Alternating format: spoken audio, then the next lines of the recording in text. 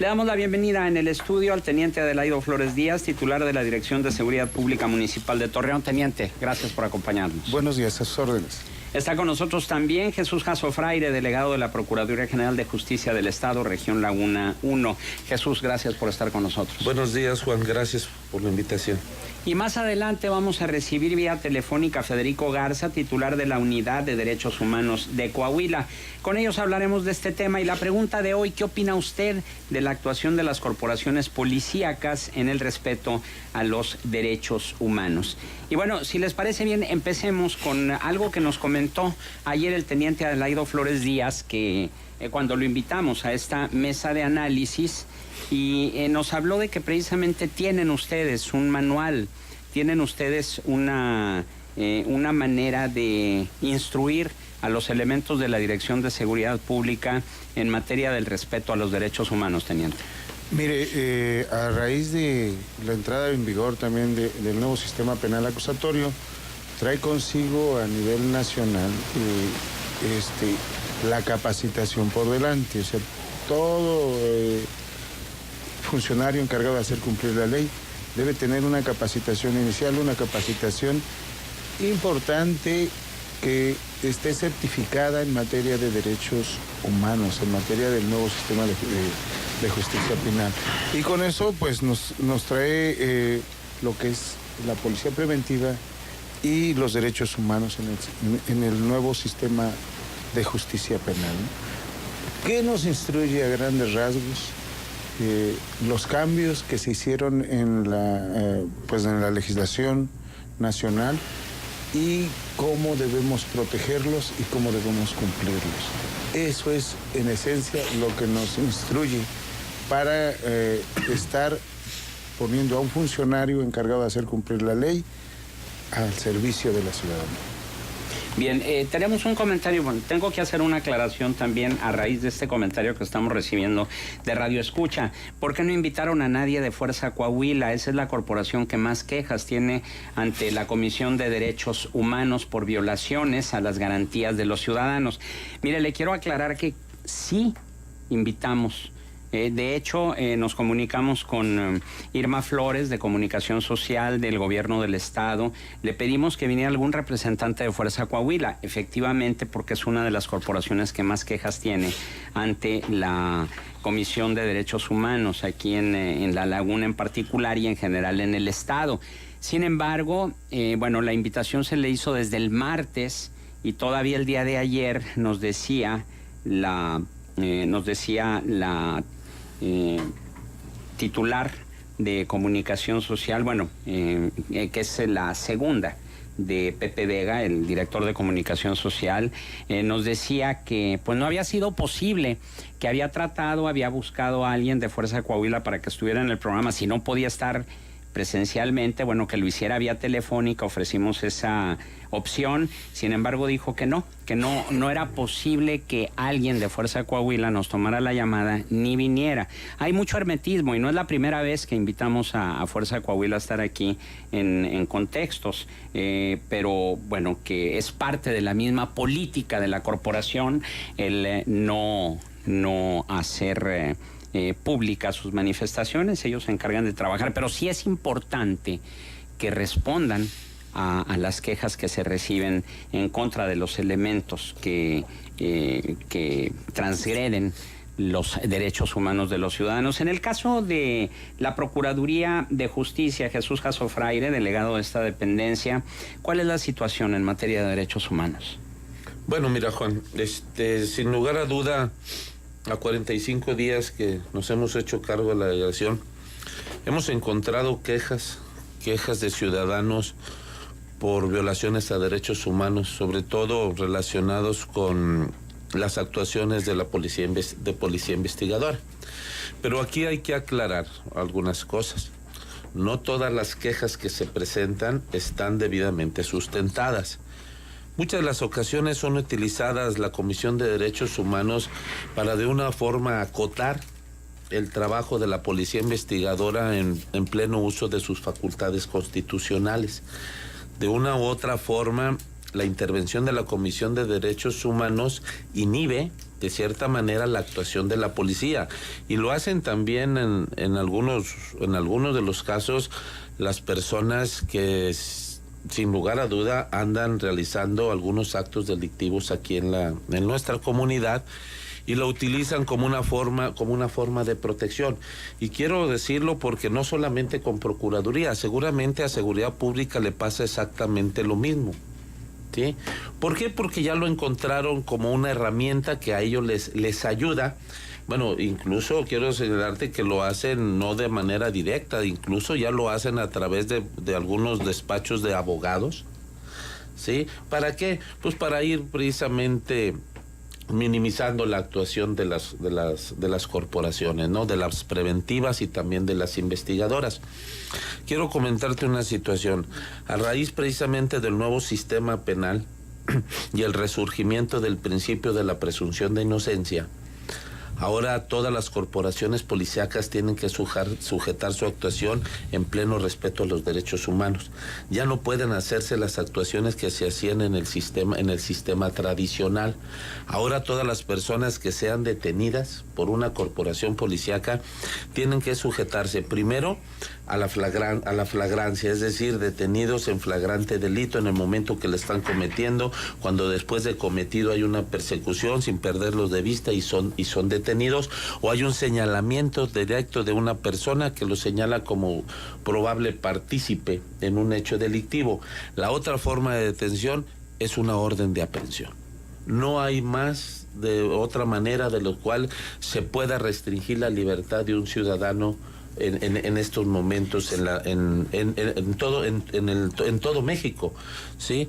Pero esto nos lleva a preparar más a nuestros policías y a las fuerzas de seguridad, porque es revisada constantemente por los jueces del nuevo sistema. Es decir, si no se cumple con los protocolos de las detenciones, incluso la falta de una lectura de derechos al momento de detención puede ser motivo para que puedan darle su libertad. ¿Por qué? Porque eso se traduce como una violación de lo que todos hemos por ahí conocido del debido proceso. Y ¿sí? Como es muy común el hecho de que muchos presuntos delincuentes quedan en libertad por un error en la integración de la averiguación o por un error en la detención, y a final de cuentas quedan en libertad no por ser absueltos del delito que cometieron, que presuntamente cometieron. Es correcto. Sino por una falla de procedimiento. Por una violación a sus derechos humanos. ¿Sí? Es decir, en los artículos 19, 20, 21 de nuestra Constitución se establecen de manera continua todos y cada uno de los, vamos a llamarles, requisitos o principios bajo los cuales todas las corporaciones policíacas y las procuradurías deben sujetar su actuación, y te lo dicen paso por paso. Está establecido el debido proceso, y la más mínima violación a ese proceso puede ser motivo para que cualquier persona que haya cometido o haya probablemente participado en un hecho delictivo pueda quedar en libertad, ¿sí? Vamos, este resurgimiento del principio de inocencia, la presunción de inocencia, es fundamental ahorita en nuestro sistema mexicano.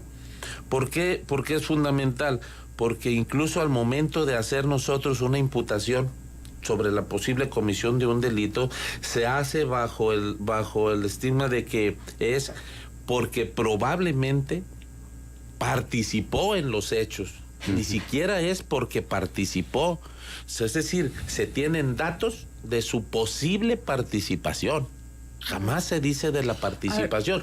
¿Por qué? Porque no podemos, hasta en tanto no se llegue al momento de que se pueda judicializar todos esos eventos, es decir, la imputación, medidas cautelares, la investigación, lo que es la fase intermedia de este proceso, y luego llegar hasta el juicio oral.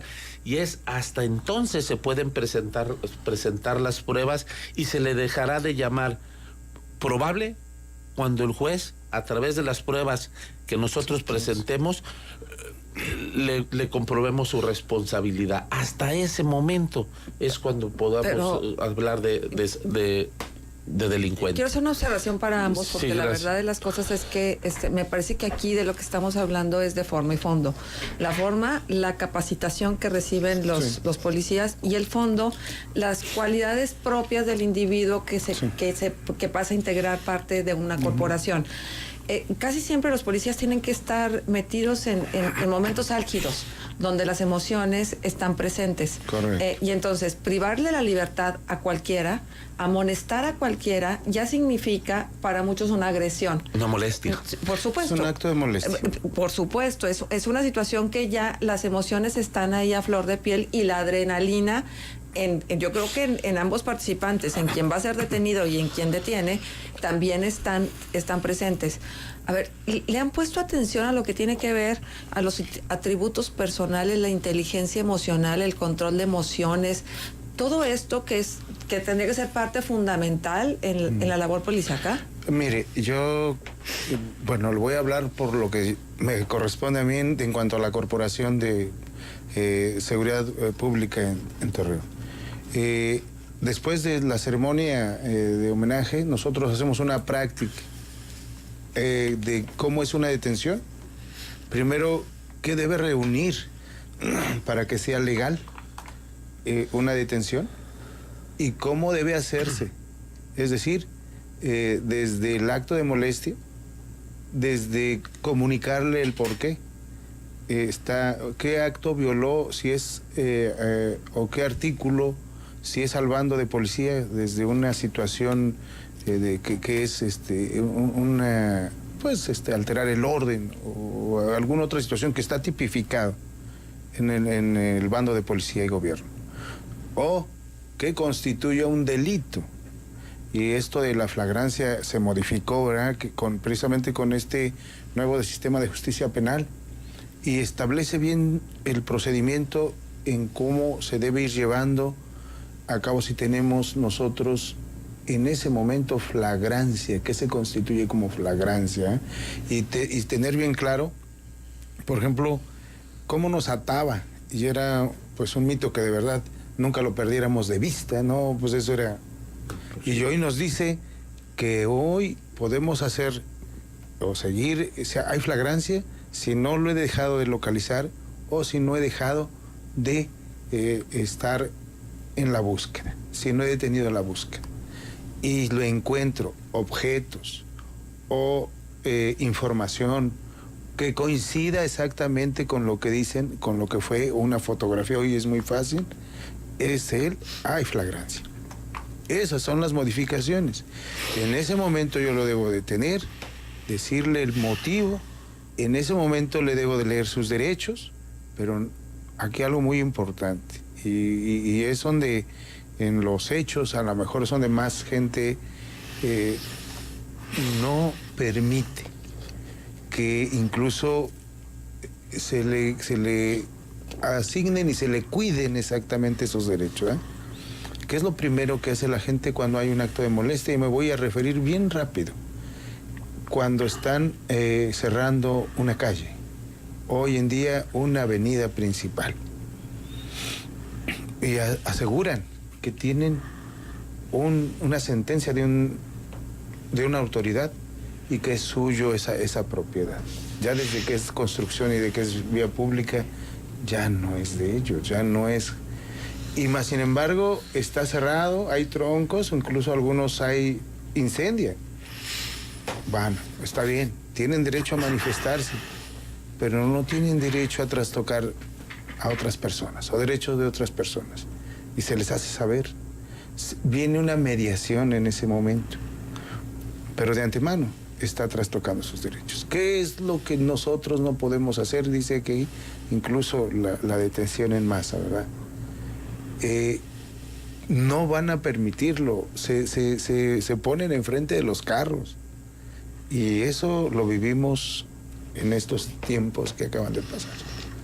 Ahí es donde debemos tener mucho cuidado. Cuando en la bola, aparte de eso, hay uno que por ahí dice y habla y está ofendiendo. En ese momento hay flagrancia. Si lo detenemos en ese momento, eso se sale de control. Hay que individualizarlo, hay que sacarle datos Y ahí hay flagrancia. Y lo podemos detener después o inmediatamente después. Si yo inicio en un proceso, si yo doy a mi central, si yo informo, si yo doy los datos. Porque eso no debe quedarse así. Porque está incitando a que esto esté fuera de la ley. Ese es algo, y si lo detenemos, lo primero que nos llega es precisamente la queja de que se violaron sus derechos a manifestarse. Bien, vamos a hacer una breve pausa, son las 9:21 a.m. Estamos en la mesa de análisis corporaciones policíacas y derechos humanos. La pregunta, ¿qué opina de la actuación de las corporaciones policíacas en el respeto a los derechos humanos? Eso es lo único que se debe hacer. No, ahí sí hay lugar a la revisión, siempre y cuando haya hecho el acto debido de que está en una constitución de una falta administrativa o un delito. Por sospecha no. No, eso ya se quita, es totalmente fuera de sospecha, no. Nadie puede ser por pura simple sospecha no. Detenido, ni esculcado, ni absolutamente nada. Y si un policía, por ejemplo, ignora esta determinación de que no se les puede... Puede ser objeto de responsabilidad por violación a derechos humanos. Y aquí el problema es la víctima, que generalmente no tiene recursos o no tiene la posibilidad de poner una denuncia por cuestión de tiempo. ¿Qué debe de hacer? ¿O cómo le debe la de denuncia es fundamental. O sea, si no hay denuncia, no hay... La denuncia es fundamental. Okay. O señalamiento, porque al mínimo por estos medios, gente ha llegado, y así tal cual... Escuché en REM y me dieron su número y quiero externar lo siguiente. ¿Está bien? Mire, un caso reciente la siguiente semana, a lo mejor usted lo recuerda, una señora es ultrajada por intento de robo en un autobús. La señora no lograron robarle, pero sí tenía mucha impotencia. ¿Tiene derecho a que se le asista? Sí. Sí, tenemos el conocimiento, ¿eh? Y tiene derecho a que se le haga llegar una unidad especial, sí, porque es una mujer, no puede ser tratada por un policía varón, ¿verdad? Entonces, sí tiene que hacérsele llegar una oficial en ese momento, sacarle todos sus datos y ver si hay alguna cuestión o una situación que alguien no, en este caso, pues al menos el conductor del vehículo es el que podremos determinar, es un vehículo de autotransporte público. Pero ¿por qué siquiera un apoyo sencillo, una llamada? Claro. Entonces, ahí también tenemos que ver mucho, pues, la sociedad en general, porque ellos es lo que se quejaban. Sí, Jesús Jasso Fraire tiene un comentario al respecto, pero si me permites, Jesús, sí, voy claro, a recibir con mucho gusto, claro, por la vía claro, telefónica Federico Garza, titular de la Unidad de Derechos Humanos de Coahuila. Federico Garza, buenos días, gracias por aceptar. Hola, ¿qué tal, Juan? Muy buenos días, gracias por invitarme a este espacio. Bien, Federico, pues para compartir con el auditorio cuál es la situación en la Unidad de Derechos Humanos de Coahuila, las violaciones a estos derechos por parte de corporaciones policíacas y cuál es la estadística que se tiene en esta unidad. Pues mira, la Unidad de Derechos Humanos como una oficina que se encarga de hacer políticas públicas y de vigilar la implementación de estas políticas en todas las dependencias de gobierno en materia de derechos humanos. En el caso específico del tema que estamos viendo hoy respecto a seguridad pública y derechos humanos, pues nosotros creemos que la única forma de acabar o reducir drásticamente las violaciones en este sentido es capacitación y más capacitación. Y en este sentido, a las fuerzas policíacas en todo el estado, a las municipales, y con mucha ayuda también, hay que decirlo, de las comisiones de derechos humanos, se les da este tipo de capacitación en materia de derechos humanos, en materia de protección a poblaciones vulnerables, como pueden ser las personas migrantes a su paso por el Estado, pero también en su marco jurídico propio que regula las policías, por ejemplo, también en el uso de las armas de fuego, en el uso de la fuerza, en los principios de detención. Y estas capacitaciones pues las da la propia Unidad de Derechos Humanos, las da la Comisión Nacional de Derechos Humanos, las da la Comisión Estatal de Derechos Humanos, las da el propio Instituto Superior de Estudios de Seguridad Pública.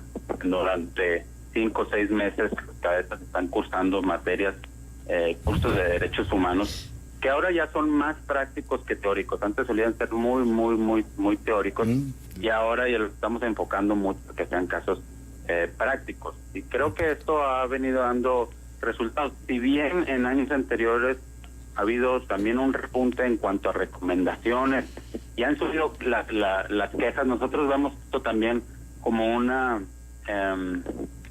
tendencia favorable en ese sentido, porque hay más confianza en las instituciones que protegen la garantía de los derechos humanos, hay más confianza en las comisiones de los derechos humanos, la gente se acerca más. Entonces, en ese sentido sí puede haber un repunte de las quejas, pero de este año respecto de años anteriores, sí ha habido una considerable baja en las recomendaciones a los grupos de seguridad, las fuerzas de seguridad pública estatal. Este año 2017 tenemos 4 recomendaciones. El año anterior, por ejemplo, hubo 20 recomendaciones. Entonces, sí lo vemos ahora como una baja considerable. Creo que la estrategia de seguridad implementada por el gobernador Rubén Moreira, pues fue una estrategia que redundó. Ahora lo vemos en un 87% en la caída respecto de los índices de homicidios vinculados con la delincuencia organizada. Fue una estrategia también que al mismo tiempo tuvo que venir acompañada con un alto grado en la protección, promoción y difusión de los derechos humanos, para también proteger a las propias fuerzas estatales. Luis López López, el segundo visitador de la Comisión de Derechos Humanos aquí en la región Laguna, estuvo hace un par de semanas aquí en Contextos y precisamente comentaba esto mismo que tú estás señalando, Federico, el hecho de que se han reducido las recomendaciones que emite la comisión en este año 2017 con relación al 2016 y con relación al 2015, han ido a la baja. Y tuvimos un comentario de un radioescucha que quisiera compartirlo contigo y conocer tu opinión, porque el radioescucha decía, no es que se hayan reducido las violaciones a los derechos humanos, lo que pasa es que ha disminuido la confianza del ciudadano en la Comisión de Derechos Humanos, porque las recomendaciones son como las llamadas a misa. Nosotros nos quejamos y no pasa absolutamente nada a final de cuentas. Bueno, mira, yo estuve en la Comisión de Derechos Humanos, de hecho fui director general, fui visitador general y también estuve de presidente por tiempo. Nosotros lo que vimos ahí fue que es muy difícil conocer el universo total de las violaciones de derechos humanos. Si no se reportan estas violaciones, si no van y se reflejan en denuncias ante una autoridad estatal, o si no van y se reflejan como una queja ante la propia Comisión de Derechos Humanos, pues poco vamos a conocer cuál es el universo total de las violaciones. Lo que sí vemos es que año con año han incrementado mucho las quejas, pero esto no necesariamente quiere decir que hayan subido las violaciones, sino nosotros lo vemos también en que si hay más promoción de los en los organismos, si hay más oficinas. En un momento, ahora mismo ya la Comisión de Derechos Humanos cuenta con oficinas en todas las ciudades importantes del estado.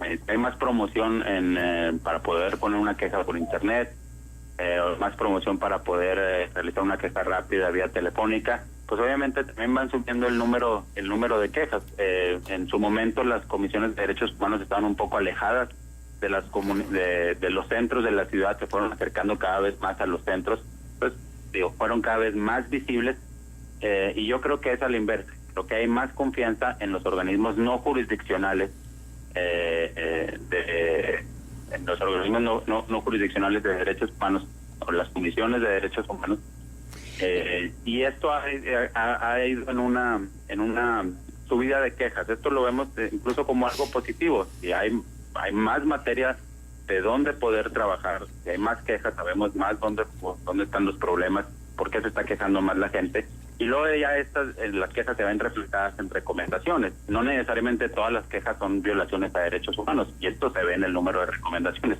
Puedes tener 3,000 quejas, pero solamente 100 recomendaciones. Esto quiere decir que no todas fueron efectivamente violaciones de derechos humanos. Claro. Y las recomendaciones, desde el día 1 de esta administración, el gobernador se comprometió a aceptar primero y cumplir todas las recomendaciones emitidas por los organismos de derechos humanos, locales, nacionales e internacionales, e incluso algunos incluso privados también, no necesariamente organismos públicos. Todos los informes en materia de derechos humanos que han llegado al estado de Coahuila han sido aceptados y hemos hecho todo lo posible por cumplir con estas recomendaciones. Nosotros trabajamos mucho en el cumplimiento de las recomendaciones. Muchas de ellas son difíciles de cumplir, pero en el sentido de que las reparaciones del daño luego tienen que ser, corresponden a otras autoridades ya fijarlas, pero en cuanto a las capacitaciones, en cuanto a abrir procesos a los funcionarios que violaron derechos humanos, todo esto lo hemos venido haciendo. Muy bien. Federico, si me permites, vamos a hacer una breve pausa y continuamos contigo. Claro. Podría ser respecto a los procesos de capacitación, los procesos de certificación, pero Coahuila ha ido precisamente apuntando hacia la dirección contraria, hacia una unificación en las policías y una certificación. Yo hablé un poco de la capacitación como una método para disminuir las violaciones a los derechos humanos, pero otra parte muy importante de la que no he hablado es el tema de la certificación, y eso hay que recordar que ahora somos primer lugar en certificación de las policías. En los exámenes de control y confianza tenemos 100% de las policías certificadas, y no nada más eso, sino que hacemos cosas, vamos un poco más allá. Hay algunas cosas que otros estados no hacen, como por ejemplo cuando se da de baja a un policía, cuando un policía no pasa un examen de control y confianza, se le da seguimiento a esta persona, se le sube a una plataforma y se asegura que no sea contratado en otra corporación, y así irnos, digamos, ir limpiando muchísimo más las policías, hacerlas muchísimo más confiables, muchísimo más capaces, y en ese sentido iremos disminuyendo también la posibilidad de que vayan cometiendo violaciones a derechos humanos. Esta es también una parte muy importante de la certificación, que por cierto vamos en primer lugar a nivel nacional. Ajá, certificación que tiene que ser luego vuelta a realizar para que realmente tengamos una certeza. Esto es constante, totalmente constante. El tema de los exámenes de control y confianza. ¿Cada cuándo se aplican, Federico? Yo estaba conocimiento, no sé si puede hacer anualmente a cada una de las policías que van, Muy bien. Que actualmente incluyen la fuerza. Federico Garza, titular de la Unidad de Derechos Humanos de Coahuila, agradecemos tu participación en esta mesa de análisis. Muchísimas gracias. Buenos días. Y Jesús Jasso Fraire, delegado de la Procuraduría General de Justicia del Estado, Región Laguna 1, tenías un comentario antes de la participación de Federico Garza. Sí, era comentar que el problema de violación de derechos humanos por parte de las corporaciones policíacas, gran parte de la solución definitivamente que está en la profesionalización y en la capacitación constante. En esa medida creo que se van a ir resolviendo muchos problemas. Aún sin embargo, también es necesario tomar este tema con mucho cuidado. ¿Por qué con mucho cuidado? Porque no podemos, y lo comentaba hace unos momentos, o sea, bajo la protección de los derechos humanos de un ciudadano, no podemos trastocar también los derechos de otro, como son los derechos que también protegen a los cuerpos de seguridad, ya individualizado. El policía es un ciudadano que está precisamente dotado de los mismos derechos que cualquier ciudadano. Aquí lo importante es llevar a las autoridades correspondientes para que los asuntos relacionados con este tipo de violaciones se pueda controvertir, es decir, se tenga la oportunidad también de que el policía sea escuchado, como ahora sí vamos a decir, también en un debido proceso. Sí, pero de acuerdo con las estadísticas, es más fácil que un elemento policíaco viole los derechos humanos de un ciudadano que viceversa. No, a ver, yo no me refiero que el ciudadano violente los derechos del policía. No me refiero a eso. Por supuesto que el policía siempre será el que mayor posibilidades tenga de violarlo. Sí. Yo me refiero a los procedimientos sancionadores a los policías, ¿sí? Es decir, cuando se hace un procedimiento para dictar una recomendación en un momento dado, vamos a decirlo así, no se pueden trabajar de manera unilateral. Es decir, forzosamente existe la necesidad jurídica de que el policía también sea escuchado. Claro. Pero eso se respeta, ¿no? Bueno, no en todos los casos, ¿verdad? No en todos los casos. No en todos los casos. En todos los casos, ¿por qué? Porque en muchas ocasiones, obviamente, por tratarse de policías, el juicio se hace de manera anticipada. Hay un prejuicio en el juicio. Exactamente. Entonces, por eso hay que tener mucho cuidado. Y no es que se trate de justificar. Yo reconozco que todavía tenemos en algunos casos policías que transgreden los derechos humanos, pero también reconozco que tenemos una gran cantidad de policías que cuidan precisamente que no se violenten esos derechos. Y los tenemos. Ahora, como decían en un momento dado, ¿por qué las policías son las mayores dependencias que tienen quejas sobre derechos humanos? Pues por obvias razones, ¿no? Claro, por obvias razones. Porque seguramente, digo, sin demeritar el trabajo que hacen otras dependencias, pero yo creo que, por ejemplo, un departamento de bomberos, no sé si existan quejas sobre violación de derechos, ¿no? Yo creo que no. Entonces, lo único que yo quiero aquí es por la naturaleza, pero sin lugar a duda yo coincido con los que señalan que la profesionalización, la capacitación constante, la supervisión, la evaluación de todos estos elementos que conforman las distintas corporaciones tendrá al final buenos resultados. Esa es la clave, claro. Yo creo que para ir salvando todas estas situaciones, porque además no todas las detenciones, ¿sí?, de la manera que parecieran ser violatorias de derechos, lo son. Porque existen protocolos internacionales que le permiten en un momento dado al policía utilizar la fuerza. Solo hay que sujetarlo bajo esos lineamientos y en ningún momento podrá considerarse como violación. Bien, teniente. Mire, quería poner algo muy interesante aquí. Se nos certifica la capacitación cada año en materia de derechos humanos. Y debe ser lo que la Comisión Nacional de Seguridad Pública establece a través del secretariado. Cada año estar certificado que se pasó el mínimo de cursos que establece la propia comisión para su capacitación. ¿Se establece Sí. ¿Es a la corporación o al elemento? A la corporación, pero pues, a cada uno de sus elementos debe tener como mínimo un curso certificado por un instructor certificado para que le dé la constancia, porque muchas veces esa es la recomendación, si se da cuenta, algunas recomendaciones salen eso en que se capaciten, sí. Pues nosotros estamos cumpliendo en ese momento a la recomendación, ¿eh? Mire, ¿qué otra cosa es lo que también es importante y que aquí señalaron? Pues la otra, lo que es el de control de confianza, ese es cada 2 años, que tiene vigencia para 2 años para un funcionario encargado de hacer cumplir la ley.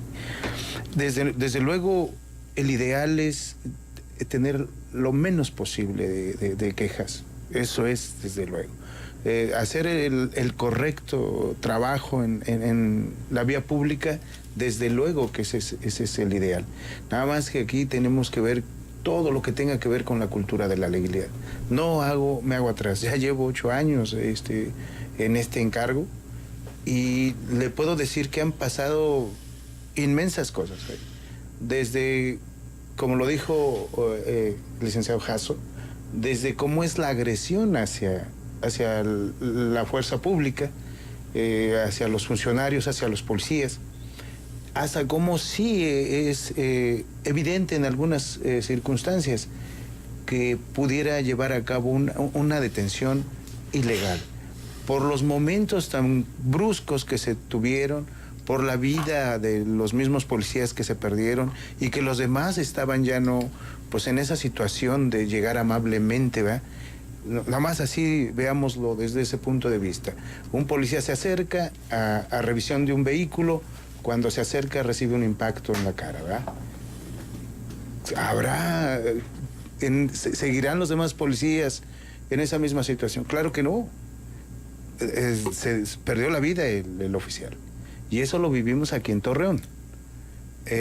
Ok, muchas veces dice, oye, me estás revisando como si yo fuese esa persona, ¿verdad? Discúlpeme, pero en este momento, o en esos momentos que se vivieron, ahora tengo que asegurarme. ¿Qué quiere decir? Que mientras alguien lo está, empezamos el nivel de contacto que así se establece, los niveles de contacto con el ciudadano, En el primer nivel, que es así la plática, ¿verdad? ¿Quién es usted? ¿De dónde viene? ¿Tiene alguna identificación? En fin, lo que inicia el primer nivel de contacto. Alguien debe de estarlo cuidando. Ya no es posible que yo llegue yo solo y que esté... Alguien me debe estar cubriendo, si es un vehículo con esas características. Es ahí donde se movió mucho. Y, ok, ya no podemos estar en esa misma situación. Eso es muy importante. Aquí lo que tenemos que revisar claramente es lo que dijo al inicio el visitador de derechos humanos. Más capacitación, pero más a la práctica. No le demos tantos manuales. Claro. Verifiquemos que realmente su práctica es lo más apegado, cumpliendo todo lo que establece para la detención, que es donde más nos dice. Los cambios en la legislación tienen que ver con esos protocolos. Para la detención, que es los protocolos a través de la Organización de Naciones Unidas, que es el de Costa Rica, y la otra es el de Estambul, que es para la cuestión de la tortura. Ajá. Yo creo que ahí es donde más tiene que ver, y establecer que hay un Código Nacional de Procedimientos donde nos establece que todas las policías, no importa si es federal, si es estatal, si es municipal, todas se deben regir al mismo procedimiento. Todas. Tenemos ya poco tiempo, teniente, desgraciadamente se consume, pero yo no quiero dejar fuera estos comentarios del público. Sí. Carlos Guillermo Cuellar nos dice, saludos cordiales, hace mes y medio puse una denuncia contra 2 policías de la patrulla FMC002 de Fuerza Metropolitana, ya que me pedían dinero o me quitaban mi auto. El motivo fue porque ellos se pasaron un semáforo en rojo, sin torretas ni códigos. Yo me fui atrás de ellos. El que me pidió 500 pesos me dijo que se iban a llevar mi auto al corralón y descaradamente le dijo a su compañero, me gustan esas llantas, pareja. Están nuevas, de verdad. Le tememos más a estas corporaciones que a los mismos rateros y cárteles. Y de esto que está diciendo el teniente, de lo que no pueden hacer detenciones arbitrarias en masa, porque entonces hay un audio donde a Riquelme le molesta una señora que se está manifestando en el público y Riquelme le ordena a Adelaido ir a detenerla. Bueno, esto es lo que nos dicen. Y esto otro, que cuando fuimos a la policía a denunciar que habían golpeado a un joven, nos recomendaron que fuéramos a Derechos Humanos. Y fuimos, pero no pudieron hacer nada y no se quiso seguir con la demanda por miedo de que el policía sabía dónde vivía el muchacho. Desde ese día comprendí por qué las familias no quieren denunciar. Bien, también Radio Escucha dice, lo que necesita el señor Adelaido es que le pongan pruebas de control y confianza. Usted también las presenta, las pruebas, cada 2 años. Bien, felicidades por el programa, dice María Estela Sánchez. Ya era hora de que hablaran los funcionarios en torno a las violaciones a los derechos humanos por parte de los elementos policíacos, pero también que se haga algo al respecto. Muy bien, Jesús Jasso Fraire, delegado de la Procuraduría General de Justicia del Estado, Región Laguna 1, teniente Adelaido Flores Díaz, titular de la Dirección de Seguridad Pública Municipal, nuestro agradecimiento por su presencia en esta mesa de análisis. Estamos a sus órdenes, muchas gracias. Buenos días.